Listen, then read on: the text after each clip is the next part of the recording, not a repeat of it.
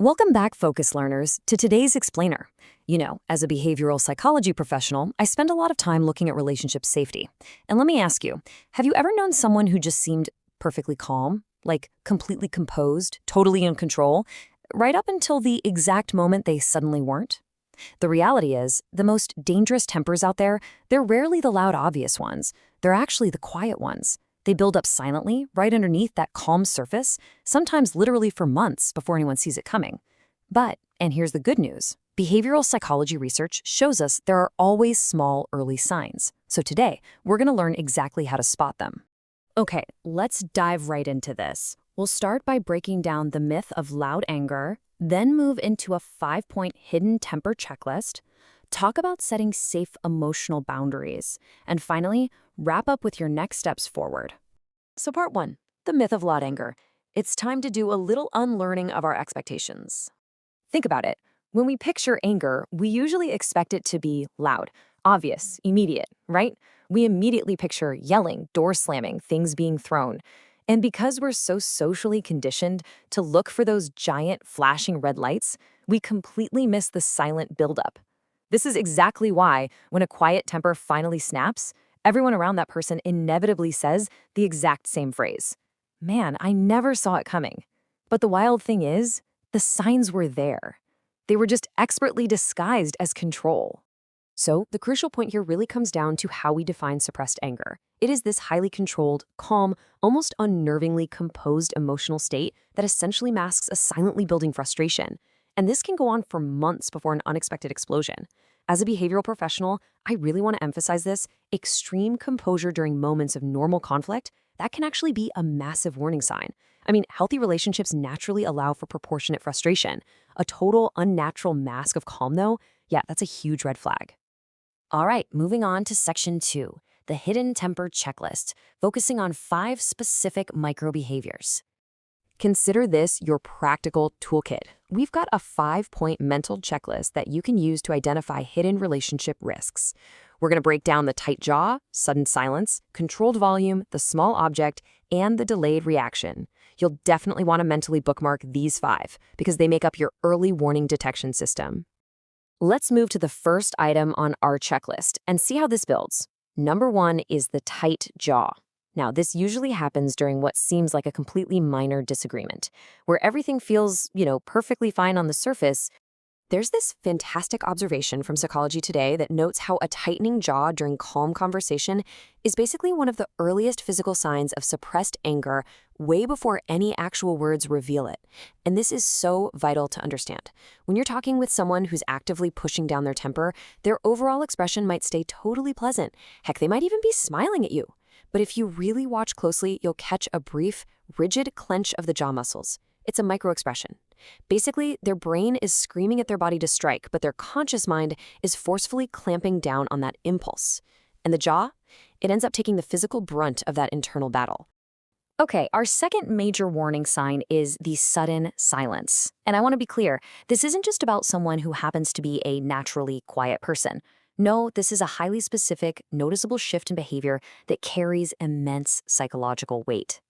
We really need to contrast a normal conversational pause with an unexplained sudden silence. Think about a normal pause. The person is still engaged, their body language is pretty relaxed, they're just thinking or processing. But with the sudden silence we're talking about, their expression goes completely flat. Their eyes get distant. Literally, it can feel like the actual temperature of the room just dropped 10 degrees. If this happens right after a totally minor comment or a tiny inconvenience, pay close attention. It is rarely actually about that minor trigger. That deep, sudden silence means a massive amount of internal pressure is suddenly being walled off and held back. Which naturally brings us to the third sign, the controlled volume. Here, we're actually going to direct our focus away from the words the person is saying and tune entirely into their vocal tone during moments of stress. Now, what's really interesting about this is the psychology behind vocal control. Communication psychology research points out that control often takes way more effort than yelling would. An effort like that always has a source. When someone's voice drops to this unnaturally flat, deliberate, perfectly measured tone during a conflict, they are exerting massive cognitive effort. If a person is meticulously measuring out every single syllable just so their voice doesn't raise even a fraction of a decibel, you really have to ask yourself, why? That hyper-controlled tone is a glaring red flag that an explosion is actively being capped. Fourth on our checklist, the tight grip. We're shifting away from the face and the voice now and moving down to the hands. You want to watch how they handle things, like a pen, a glass of water, or even just how they rest their hand on the edge of a table. I want you to really think about this for a second. Why do the knuckles turn white when the face is smiling? Well, it's because the human body will absolutely always find a way to physically reveal the tension that the face has successfully learned to hide. The person might be speaking completely calmly and smiling politely at you, but the kinetic energy of that suppressed anger, it has to go somewhere. It travels straight down the nervous system and expresses itself in a white-knuckle grip on whatever small object happens to be nearby.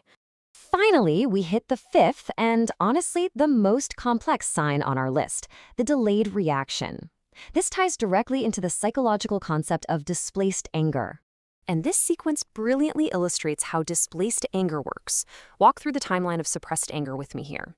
An upsetting event happens. Immediately, the person reacts with complete, utter calm. Then, time passes. Maybe it's a few hours, maybe it's even a couple of days. Suddenly, a tiny, completely unrelated trigger occurs. We're talking something like dropping a spoon or misplacing their keys. The result? A massive, entirely disproportionate explosion. The reaction doesn't match the trigger at all. Because, well, they aren't actually mad about the spoon. The original suppressed feeling just eventually found a delayed way out through a safe, tiny trigger. All right, Section 3, setting safe emotional boundaries. Let's talk de-escalation and safety. If you happen to spot these signs in a partner or maybe someone close to you, this is your clinical, non-confrontational safety plan. Step 1, do not panic. Keeping your own nervous system regulated is absolutely key here. Step 2, avoid direct confrontation in the moment. Use neutral language, lower your own vocal volume, and if necessary, just gently step away from the interaction. Actually, let me stress this. Calling out someone's suppressed anger while they are actively suppressing it is a very fast way to trigger the explosion. Step 3, document behavioral patterns. Keep a private note of when you see that tight jaw or the sudden silence or those delayed reactions. You need data, not just feelings. And step 4, secure your emotional boundaries. Limit your exposure to this person when you feel that pressure building and always prioritize your own physical and emotional safety. Which brings us to our final section, Section 4, your next steps forward. How to actually apply this knowledge. If you take away only one single thing from today's explainer, please make it this: trust the small signs. Noticing these behaviors isn't about living in a constant state of hypervigilance or fear, not at all. It's about trusting your own observations over time. Your gut instinct, especially when it's backed up by these 5 clinical markers, is rarely wrong. If you see the mask slipping, don't ignore it just because the explosion hasn't happened yet. So I'll leave you with this thought to reflect on today. Who in your life seems perfectly composed, right up until they aren't? Take a little time to evaluate the relationships around you. Use this checklist, trust what you observe, and always prioritize your emotional safety. Thanks so much for joining me for this explainer. Keep learning, stay focused, and above all, stay safe out there.